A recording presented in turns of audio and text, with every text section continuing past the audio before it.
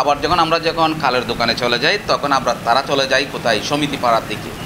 আমরা যখন আলিজানে চলে যাই তারা চালায় কলাতলি যখন আমরা অভিযানে যাই আমার পৌরসভার লোকজন তখন তারা চলে যায় আরেক দিকে। সরকার পদত্যাগের পর সারা দেশের মতো কক্সবাজারেও আইনশৃঙ্খলা ভেঙে পড়ে, বিপর্যস্ত হয় পুলিশি ব্যবস্থা। ঠিক তখনই যানবাহনের শৃঙ্খলা ফেরাতে সড়কে নামে আন্দোলনে থাকা সাধারণ শিক্ষার্থীদের একাংশ। তবে লাইসেন্সবিহীন গাড়ির দাপটে যানজট নিরসনে কিছুটা হিমশিম খেতে হয় কোমলমতি এসব শিক্ষার্থীদের।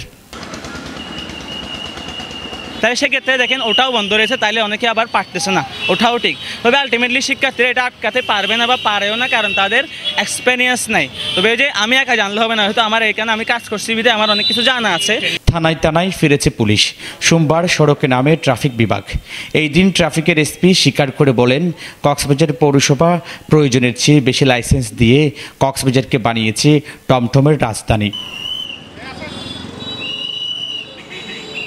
নাম্বারবিহীন কোনো টমটম চালাতে দিই নাই, পৌরসভার নাম্বারবিহীন।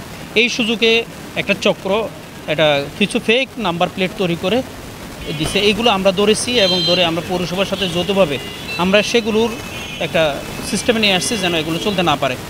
আমি যতটুকু জানি পৌরসভা এই বিষয়টা বিবেচনায় নিয়েছেন।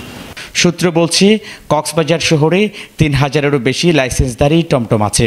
ধারণ ক্ষমতার চেয়ে বেশি লাইসেন্স দেওয়া হয়েছে স্বীকার করে পৌর কর্তৃপক্ষ বলেন, পৌরসভা অবৈধ টমটমের বিরুদ্ধে অভিযানে গেলে সড়কে শুরু হয় কানামাছি খেলা।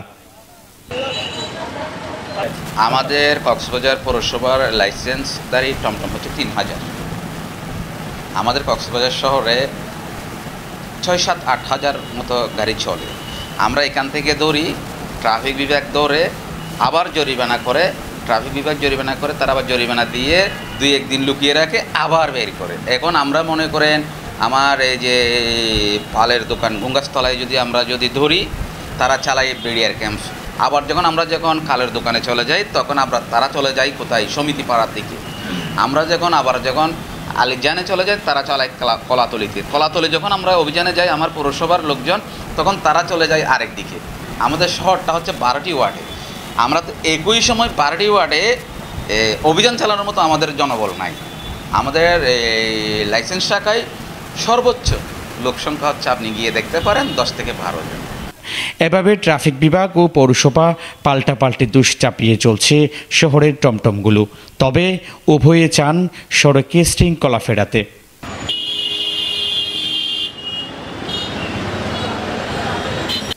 তারেক হায়দার, প্রবাল নিউজ, কক্সবাজার।